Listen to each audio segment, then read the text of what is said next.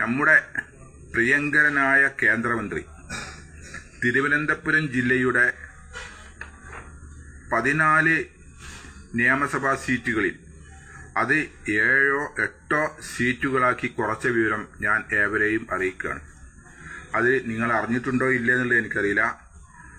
തിരുവനന്തപുരത്ത് മൊത്തം 14 സീറ്റുകളാണ് ഇതുവരെ നിലവിലുണ്ടായിരുന്നത്. അത് കേന്ദ്രമന്ത്രി ഇടപെട്ട് 7ലേക്കോ 8ലേക്കോ കുറച്ചിട്ടുണ്ട് എന്ന വിവരം അറിയിക്കാണ്. അദ്ദേഹം പറയട്ടെ.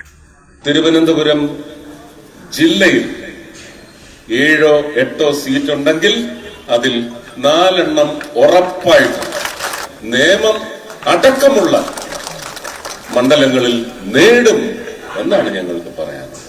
അത് നേടിയിരിക്കും. ഈ പറയുന്ന തിരുവനന്തപുരത്തൊരു ആമയിഴഞ്ചാൻ തോട്, അതുപോലെ തന്നെ കരിക്കകം ക്ഷേത്രത്തിന്റെ മുമ്പിൽ കൂടിയാണ് അത് ഒഴുകി വരുന്നത്. ഇത് ടൂറിസത്തെ സംബന്ധിച്ച് എന്താണ്? കോഓപ്പറേറ്റീവ് ഫെഡറലിസം എന്ന് പറയുന്ന ഭൂതം കാക്കുന്ന ഒരു നിധി എന്ന നിലയ്ക്ക് ഒരു കാരണവശാലും കേരളത്തിന് ഒരു ടൂറിസം മന്ത്രിയെ തൃശ്ശൂരുകാര് സമ്മാനിച്ചെങ്കിൽ ആ ടൂറിസം മന്ത്രിക്ക് പോലും ഒന്നും ചെയ്യാൻ കഴിയുന്നില്ല. അപ്പൊ തിരുവനന്തപുരം കോർപ്പറേഷൻ എന്ന് പറയുന്നത് എന്ന് BJP ഭരണത്തിൽ NDA നേതൃത്വത്തിൽ ഭരണം ഉറപ്പിക്കുന്നുവോ അന്ന് ഇതിലെല്ലാം ഗണ്യമായ മാറ്റങ്ങൾ നിങ്ങൾ കാണും. കാരണം പിന്നീട് വരാൻ പോകുന്നത് ട്രിപ്പിൾ എഞ്ചിൻ സർക്കാരാണ്.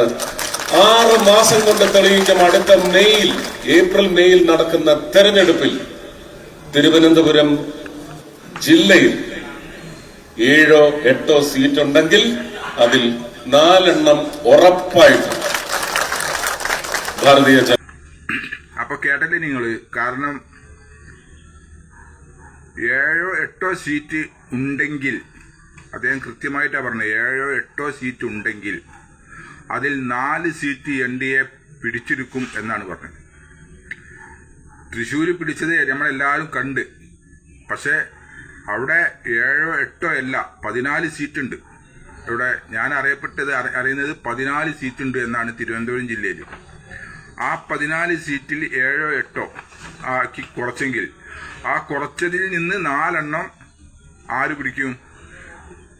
സുരേഷ് ഗോപി ചേട്ടൻ പിടിക്കും എന്ന് ആവർത്തിച്ച് ആണയിട്ട് പറയുകയാണ്.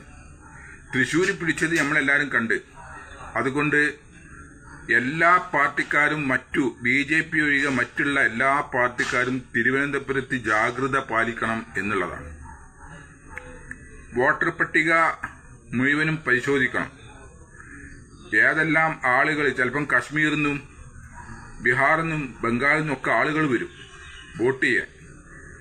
അവരൊക്കെ സ്ഥിര താമസക്കാരായി നിൽക്കും. അത് മാത്രമല്ല, ബംഗ്ലാദേശികളും വരും. ആരൊക്കെ എന്നുള്ള കണക്കൊന്നും ഉണ്ടാവില്ല.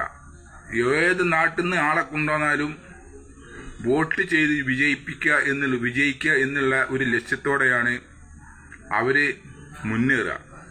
അതുകൊണ്ട് നിലം തൊടാതെ ഈ നാട്ടിൽ നിന്ന് അവരെ കെട്ടിക്കണം എന്നാണ് നമ്മളൊക്കെ ആഗ്രഹം. കാരണം ഹിന്ദുക്കളിൽ 90% ആളുകളും അവർക്ക് എതിരായി തുടങ്ങി.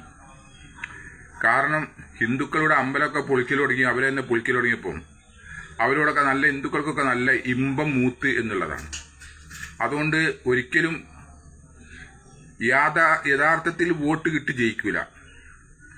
അപ്പോ പല രാജ്യത്തു നിന്നും വോട്ട് കൊണ്ടുവരും. വോട്ടാണ് കൊണ്ടുവരിക.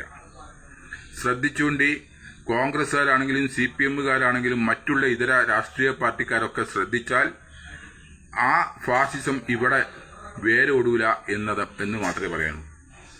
തൃശ്ശൂരിൽ എത്ര കള്ളവോട്ട് ചെയ്തു എന്നുള്ളതും തൃശ്ശൂരിൽ എങ്ങനെയാണ് അവൻ ജയിച്ചത് എന്നതും വളരെ കൃത്യമായിട്ട് നമുക്കറിയാം.